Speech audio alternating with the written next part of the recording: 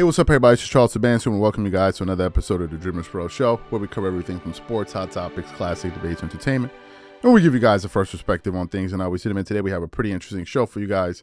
But before we get into it, please make sure you like the video and subscribe to the channel. Also, if you want to follow me on Instagram, my name is Charles Sabansu. My handle is CTABANZ. If you want to follow the channel on Instagram, same name as the channel, DREAMERSPRO. And also, if you want today's full show before it comes out on YouTube, it is streaming for free on Apple Podcasts and Spotify. We have that pinned in the comments below. Anyway, let me get into this topic here. I'm actually enjoying myself right now. I'm actually enjoying myself. So there's this thing that just happened, which is the in-season tournament, which finally came to a conclusion, right? And the Lakers were able to win it, the first one, the inaugural tournament, and or was it the first one, whatever the word is? And LeBron won the in-season tournament MVP. And with that came some people out there saying, "Oh, well, you see, LeBron has something that Michael Jordan doesn't have." And I'm like, is this even a conversation?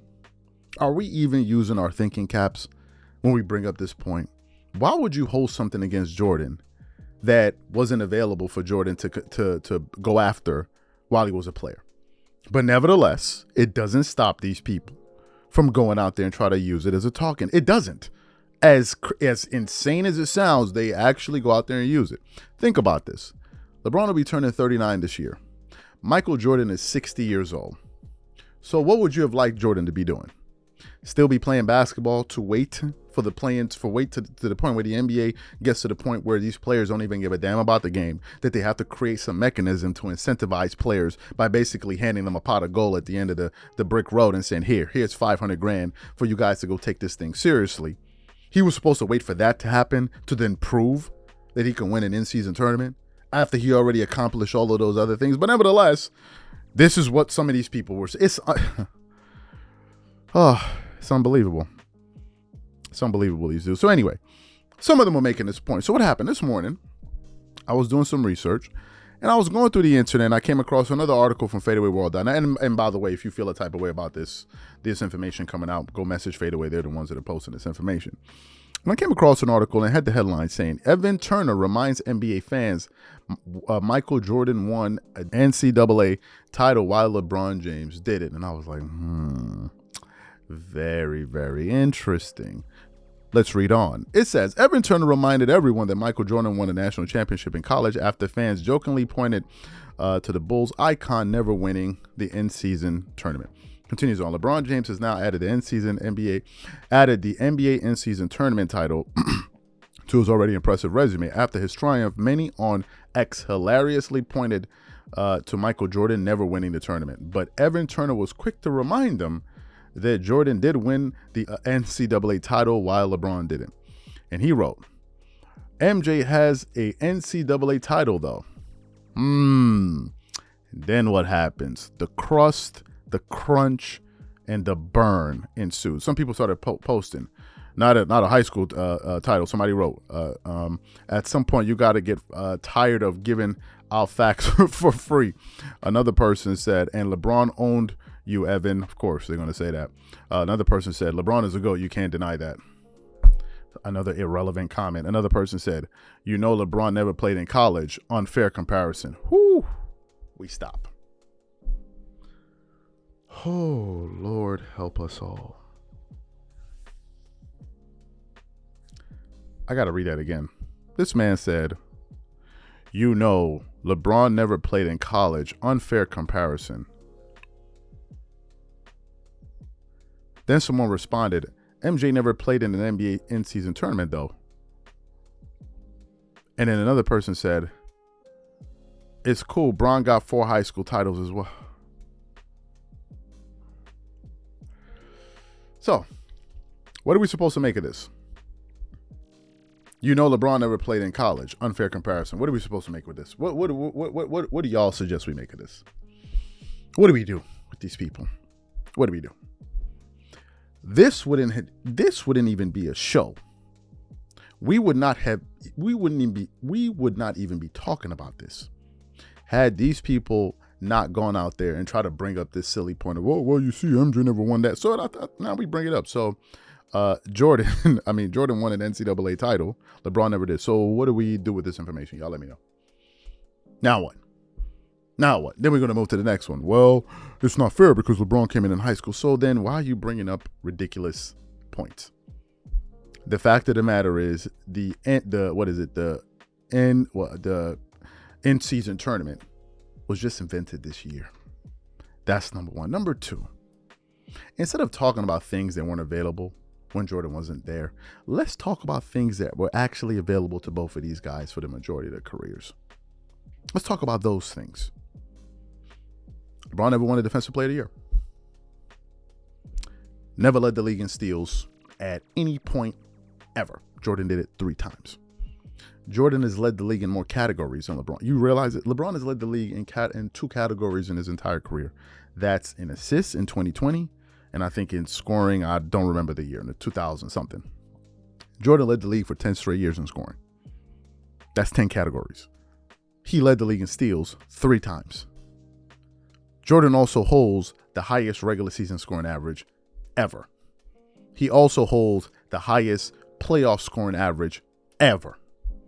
Do you guys know that Michael Jordan's scoring average in the playoffs is actually greater than that of his regular season scoring average? And you know he holds the highest scoring average ever. Do you know that Jordan actually averages more points over his career than Wilt Chamberlain? Do you know that MJ holds the record for averaging 33 and I think and a half points per game? That's for his career in the playoffs. Why do y'all keep messing with this dude? The thing that gets me is some LeBron fans, you guys are pretty audacious. You couldn't find any other NBA player to play with. Y'all decided we want to go at the GOAT.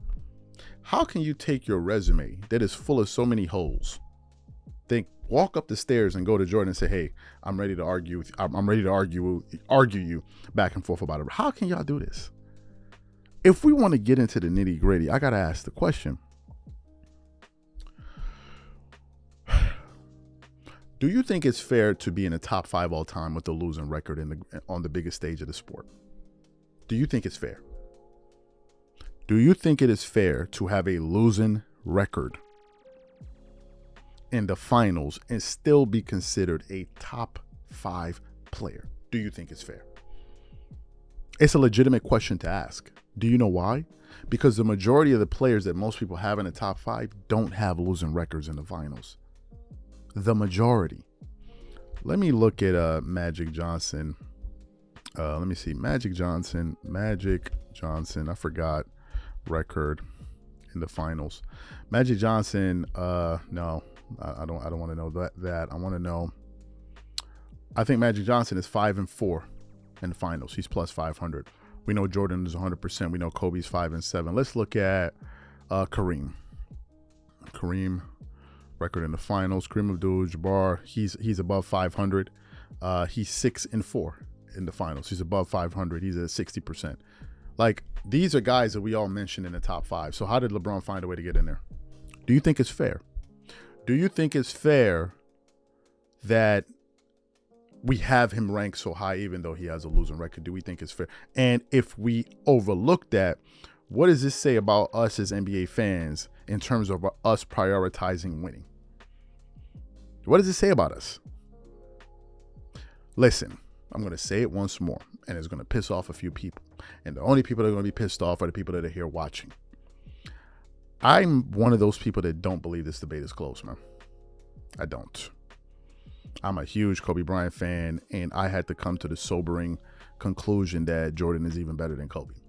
Because as much as I think Kobe's a great player, as a basketball player, and I look at some of his accolades, when you look at his, when you do the eye test and you look at Kobe Bryant play basketball, and then you look at his accomplishments, and then you look at MJ play basketball, and you look at his accomplishments, it doesn't add up.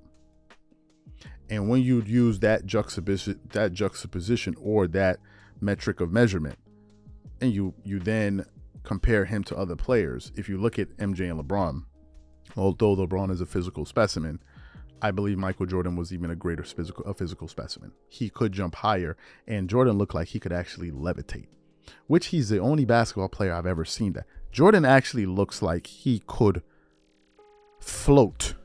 It's a weird, if you go look at Jordan highlights, it's weird. He doesn't move like a normal human being. He doesn't. And that's without accusations. He doesn't move like a normal human being. And I want to quickly say this. Someone messaged me on Instagram to close with this point. And they said that they enjoy the content that we produce. But they felt like as if we took a below the belt shot. When we asked the question about why we believe LeBron is able to perform at such a high level. And some people thought it was a suggestive question, like, what are you suggesting? And maybe they thought that was a bit below the belt. And I told him that I understood his position, but I think it's also important that he bear this in mind as well. We need to be careful about who we're dealing with here. We're not dealing with a bunch of saints. I've read in various comments and various channels where some people have questioned Jordan's role in his father's demise when they thought that, okay, let me be nasty. I've heard various people say the only reason Kobe Bryant gets support because he's dead. Get over Kobe, he's dead. And others use his case. Or he's a you-know-what from his case. So we need to be careful when you cry crocodile tears. We got to know who we're dealing with. All right? We got to know who we're dealing with. And of all of the sports fans of all of the sports figures that I've spoken about over the years, I've never gotten to the point where those fans of those players then decided to take it to the personal level and start making personal attacks to you. And by the way, to close with this, Suzette, you know, I watch your channel from time to time because you're always at me in my show. At me, you're always adding me, always exposing me. You always got this picture of yourself. Sometimes you show my picture. Then sometimes you show yourself in videos when you decide to do a video. You always got this little cockeyed look when you're like this with the same hat that you've been wearing for God knows how long. And then what happens, Suzette? I finally got a picture of your face. I've been trying to see what your face looks like. And someone sent it to me and I actually saw it. Suzette, you making all those comments and you look like Hermit the Frog? And you making all those comments? Don't play with me, son. Don't play with me. I'm going to leave it at that. Now you can go do a 6-hour live. And y'all know how I know Suzette going to do a live? Because he watches this channel every day. Catch y'all on the next one. Peace.